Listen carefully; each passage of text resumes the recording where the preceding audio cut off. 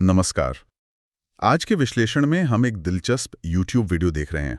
Stop wasting your life, 7 things I quit to go from broke to millionaire. ये Dan Martell का video है। इसमें वो बताते हैं कि कैसे कुछ खास आदतें छोड़कर वो शून्य से करोड़पति बने। अच्छा। अक्सर हम सफलता के लिए क्या करें इस पर ध्यान देते हैं, पर यहाँ फोकस है कि क्या न करें।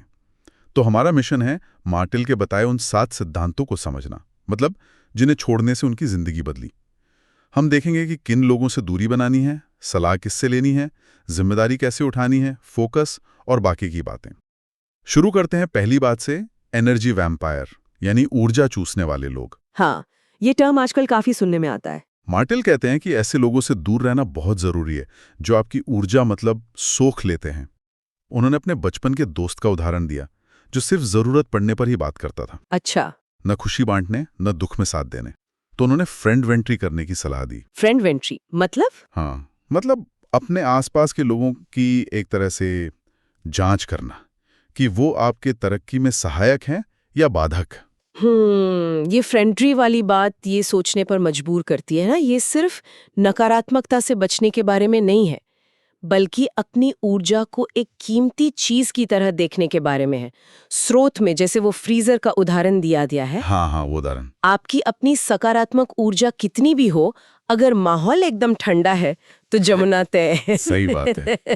तो ये अपनी ऊर्जा की रक्षा करके अपने भविष्य की दिशा तय करने जैसा है, कह सकते हैं। और ऊर्जा की रक्षा का एक और पहलू है सही मार्गदर्शन चुनना, है हाँ। ना? यहीं पर अगली अहम बात सामने आती है, सलाह किससे ली जाए। बिल्कुल। और ये बहुत ही प्रैक्टिकल बात है। मार्टेल का कहना है कि सलाह सिर्फ उनसे लें जिन्होंने वो हासिल किया है जो आप पाना चाहते हैं। हाँ। किसी अनफिट व्यक्ति से फिटनेस टिप्स लेना, हाँ, या ऐसे बिजनेस कोच से सलाह लेना जिसका अपना कोई सफल बिजनेस ना हो, ये समय और दिशा दोनों भटका सकता है। अनुभव मायने रखता है, लेकिन क्या ऐसा नहीं हो सकता कि कोई अच्छी नीयत से गलत सलाह दे दे? हो सकता है। या फिर हर सफल व्यक्ति अच्छी सलाह दे पाए, ये जरूरी तो नहीं? हाँ, ये भी है, पर स्रोत का मुख्य जोर जो है वो परिणाम पर है।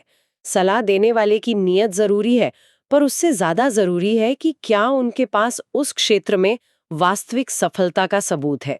अच्छा। ये एक तरह से फिल्टर लगाने जैसा है। जिसकी सलाह आपके लक्ष्य और उनके ट्रैक रिकॉर्ड से मेल खाती है, उसे सुने, बाकी वो शायद सिर्फ शोर हो। ठीक है, समझ गया। चलिए अब तीसरी आदत पर आते हैं, जिसे छोड़ने की बात है, दूसरों को दोष देना। मार्टेल इस पर बहुत जोर देते हैं। हाँ, ये तो बहुत कॉमन टेंडेंसी है। उनका तर्क है कि दोष देने से हम शक्तिहीन महसूस करते हैं, क्योंकि स्थिति का नियंत्रण दूसरे के हाथ में चला जाता है। उदाहरण दिया था ना, हाँ, कि अगर खाना खराब बने तो सामग्री या रेसिपी को दोष देने के बजाय शेफ के तौर पर जिम्मेदारी लेना कि अगली बार बेहतर कैसे बनाए। ये मानसिकता ही बदलाव का पहला कदम है। ये शक्तिशाली सिद्धांत है, लेकिन इसमें ये गुंजाइश है कि कभी-कभी बाहरी कारक वास्तव में नियंत्रण से बाहर होते हैं। जिम्मेदारी और यथार्थवाद, इसके बीच संतुलन कैसे बनता है इस नजरिए से? स्रोत का फोकस इस बात पे ज्यादा है कि अपने प्रतिक्रिया पर नियंत्रण रखना ही असली ताकत है। बाहरी कारक हो सकते हैं, बिल्कुल हो सकते हैं, पर उन पर दोष मढ़ने से स्थिति सुधरती नहीं है। जिम्मेदारी लेने का मतलब है, ठीक है, ये हुआ, अब मैं क्या कर सकती हूँ इससे बदलने या सीखने के लिए। ये शक्तिहीनता से बाहर निकलने का रास्ता है। समझ गया। अब आगे बढ़ते हैं चौथी और पांचवी बात पर। ये आपस में जुड़ी हुई सी लगती हैं। हर चीज को हाँ कहना बंद करना और अपने डिवाइस मतलब फोन वगैरह उसका गुलाम ना बनना। हाँ, ये दोनों फोकस किलर्स हैं। मार्टेल कहते हैं कि शुरुआत में हर अफसर को हाँ कहने से उनका फोकस बंटा रहता था, कुछ भी ढंग से नहीं हो पाता था। और इसमें स्टीव जॉब्स का भी जिक्र है ना, कि फोकस के लिए ना कहना कितना जरूरी है। हाँ। हर हाँ का मतलब है किसी दूसरी चीज को ना कहना, खासकर अपने मुख्य लक्ष्य को। और डिवाइस की लत, ये तो आज के दौर का सबसे बड़ा फोकस तोड़ने वाला एक तरह से दानव है। सही कहा। Notifications, social media scrolling. हाँ, ये हमारी एकाग्रता और वो जो डीप वर्क कहते हैं उसकी क्षमता छीन लेते हैं। और जो 2 आदतें रह गईं, जिनका जिक्र अंत में था पर हमने अभी बात नहीं की। हाँ। छठी, किताबों को सिर्फ पढ़ना नहीं बल्कि उनसे सीखकर तुरंत अमल करना। हाँ, JFTI। हाँ, वही, जस्ट फिंग डू इट। और सातवीं, खुद की दूसरों से तुलना करना बंद करना। ये दोनों भी बेहद अहम है।